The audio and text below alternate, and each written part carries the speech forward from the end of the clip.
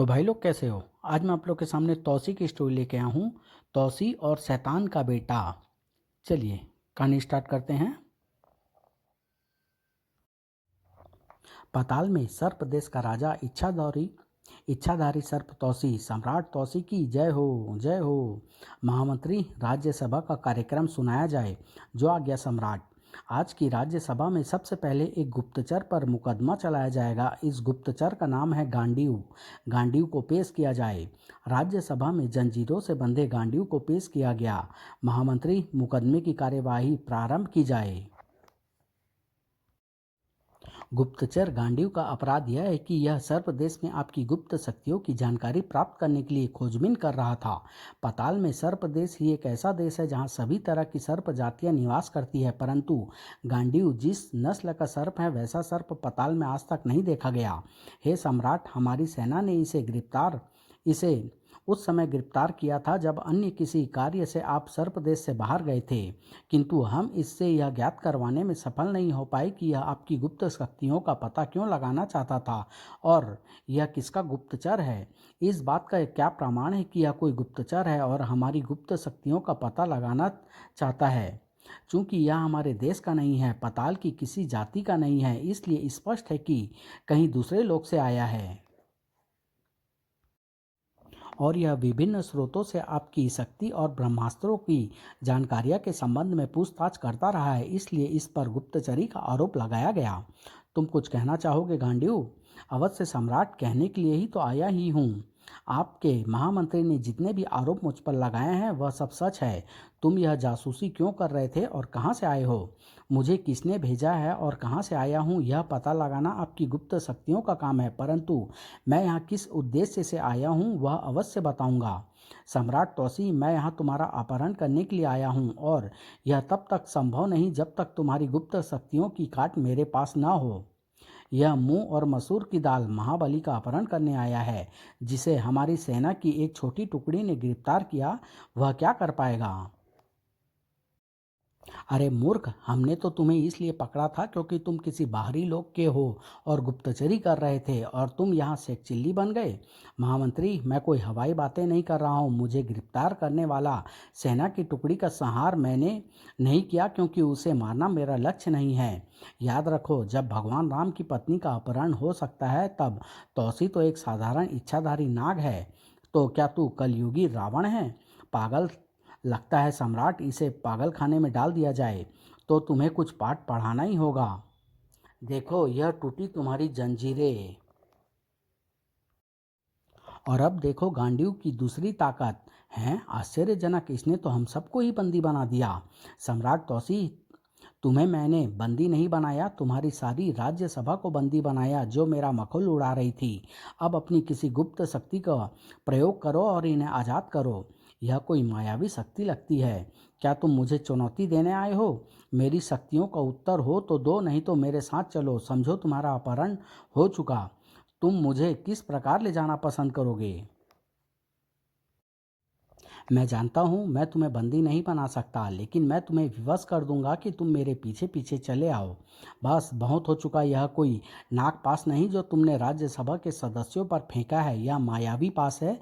देख यह कैसे कटता है। ओह, इसने मायावी जाल काटने वाला दिव्यास्त्र छोड़ा है। अब बता, कहाँ गया तेरा वह पास? अब मैं वह तीर छोड़ने जा रहा हूँ जो इन सब के सिर काट डालेगा। सिर काटने की बात छोड़ो, तुम्हारा तो तीर ही कट गया। यह दूसरा दिव्यास्त्र था, इसका नाम काटक है। शायद यह मेरे शस्त्रों की परीक्षा ले रहा है। काफी चालाक मालूम पड़ता है। इसका तुरंत प्रबंध करना होगा। पकड़ध्वज, जाओ इसे बांध डालो। तौसी ने अपने अंदर छिपे 6 इच्छाधारियों में से एक को जागृत किया। पकड़ध्वज, अभी लो स्वामी। पकड़ध्वज किसी को भी जकड़ने में सक्षम था और उसकी पकड़ किसी शस्त्र से नहीं काटी जा सकती थी। यह पकड़ध्वज है जिसका जिक्र मैं पढ़ चुका हूँ। इसका मतलब तौसी ने शेषनाग से शस्त्र प्राप्त किए हैं और तभी वह G18 को परास्त करने में सक्षम हो गया। यह ब्रह्मांड का पहला इच्छाधारी नाग है जो शेषनाग के शस्त्रों से सुसज्जित है। पकड़ध्वज, अष्टध्वज, पाणिध्वज, ये सब 6 शस्त्र इसके पास अवश्य होंगे। हम तुम्हें इसी समय मृत्यु दंड भी दे सकते हैं, किंतु हमारे कानून की भाषा में तुमने अभी इतना बड़ा अपराध नहीं किया। यदि हमारे देश का कोई सर्प गुप्तचरी करके देशद्रोहिता करता तो वह मृत्यु दंड पाता, किंतु तुम बाहरी गुप्तचर हो और अब तुम्हारी समस्त मायावी शक्तियों को हम पता भी लगाएंगे। ये तो ये तो उल्टे बांस बरेली को लादना चाहता है। जब यहाँ तक आया ही हूँ तो कुछ तो करना ही है। मैं शेष नाग के शस्त्रों की काट तो जानता ही नहीं हूँ। हैं, यह तो फट गया। राज्यसभा में गहरा काला धुआं छा गया। यह कैसे काला धुआं है? धुआं छटने के बाद पूरे महल में जो जहाँ था जड़ होकर रह गया। अब सुनो मेरी आकाशवाणी, मैंने आत्मघाती वार किया है और तुम जड़ हो चुके हो, और इस शक्ति की काट तुम्हारे पास नहीं है तौसी। यहाँ तक कि तौसी भी जड़ शून्य होकर रह गया। उसी समय आकाश पर एक विमान दृष्टिगोचर हुआ है। यह विमान कहाँ से उतर रहा है? सर्प देश की सुरक्षा सेना सतर्क थी। सेना नायक ने तुरंत आज्ञा दी, विमान को मार गिराओ, अग्नि बाणों से जलाकर राख कर दो। विमान ने भी आक्रमण कर दिया।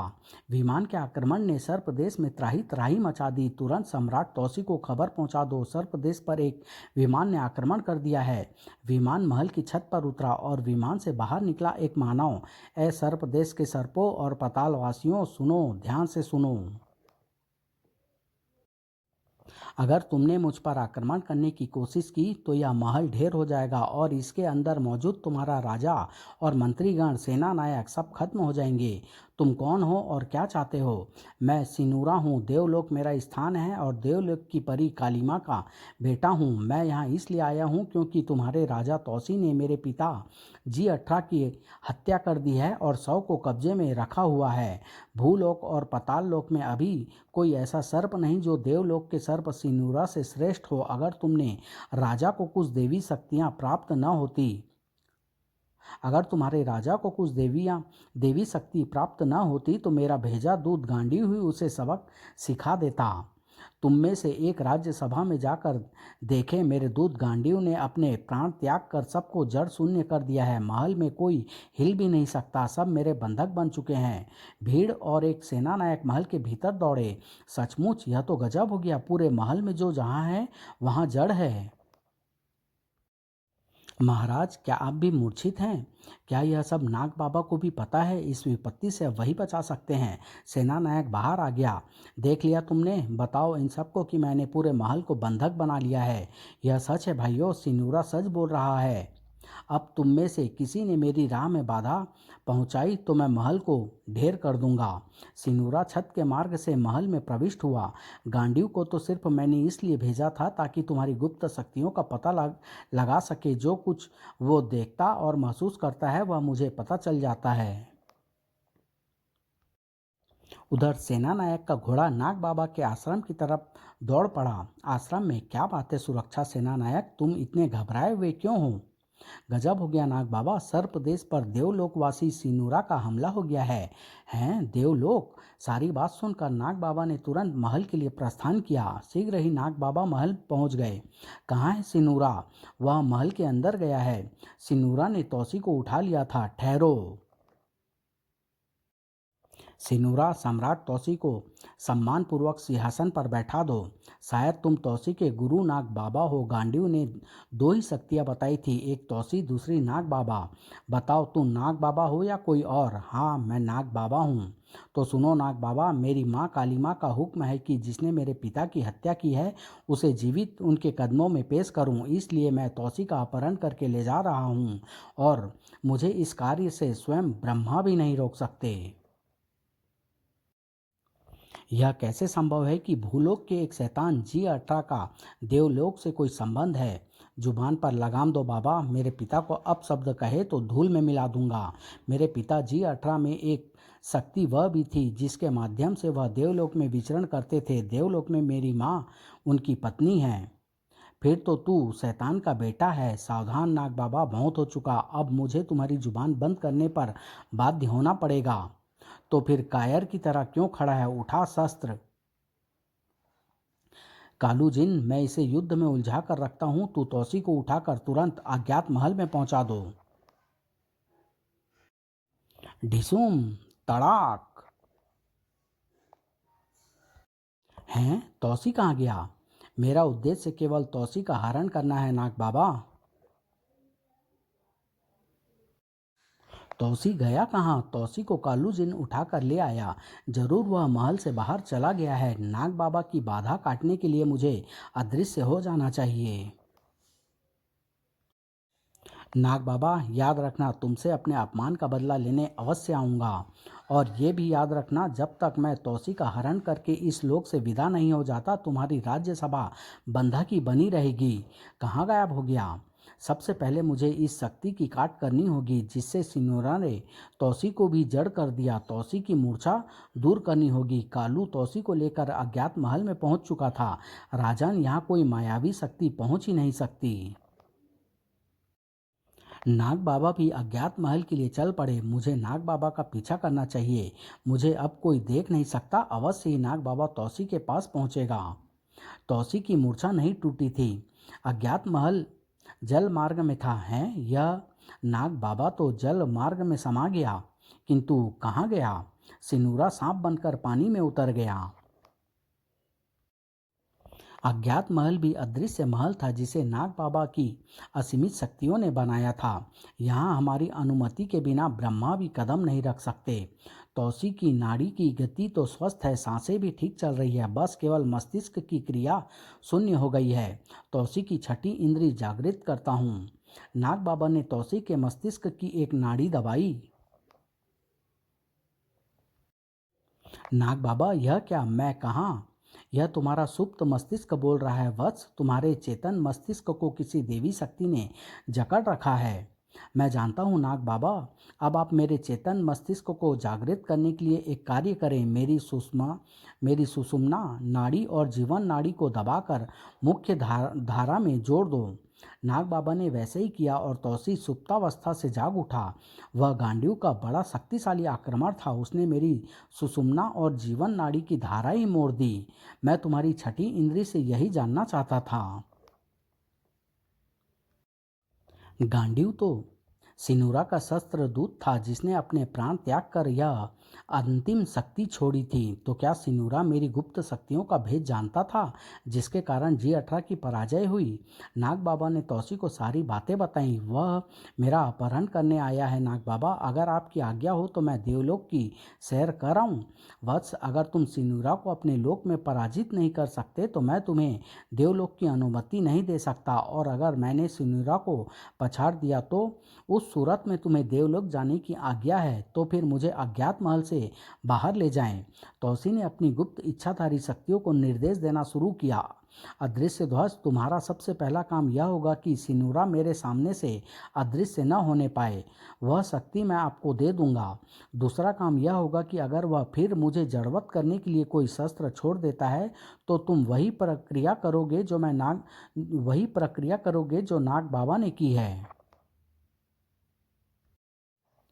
विशेष परिस्थिति में तुम मुझसे उसी प्रकार सुप्त अवस्था में निर्देश ले सकते हो जो नाग बाबा ने किया था। मेरी छठी नाड़ी दबाना ही काफ़ी होगा। अब चलिए नाग बाबा। नाग बाबा तौसी को लेकर बाहर आ गए। हैं दोनों? यह तौसी कैसे ठीक हो गया? पहले तो मैं अदृश्य रहकर ही इन पर मार लगाता हूँ। यह मुझे देख रहा है क्या? तू चाहे देवलोक से आया हो या स्वर्गलोक से, रहेगा तो शैतान का बेटा ही। सुन सिनूरा, गांडियों ने पलक झपकते ही वह सब कर डाला था। मुझे आभास नहीं था कि वह आत्मदाह के रूप में अंतिम शस्त्र प्रयोग करेगा और मैं यूं जड़वत हो जाऊंगा।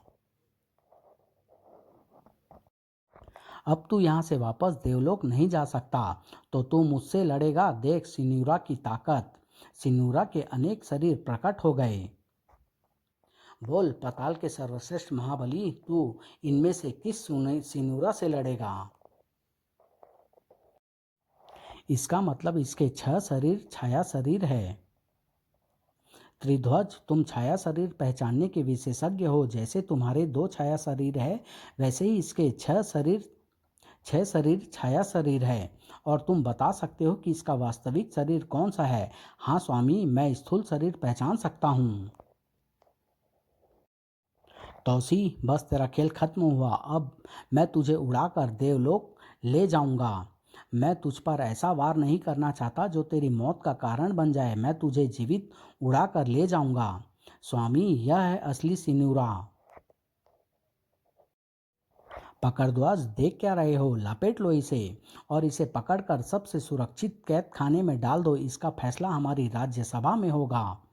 अगर तुम मुझे कैद करना चाहते हो तो मुझे उस जगह कैद करो जहां तुमने मेरे पिता का शव रखा है। मरने से पहले अपने पिता के दर्शन करना चाहता हूं। यह मेरी अंतिम इच्छा है। मैं वहां बिना वायु के भी जीवित रह सकता हूं। जाओ, इसे इसके पिता G18 के शव के साथ कैद कर दो। कल इसका फैसला किया जाएगा। सिनुरा को उसी कारागार में डाल दिया गया जहां G18 का शव रखा था।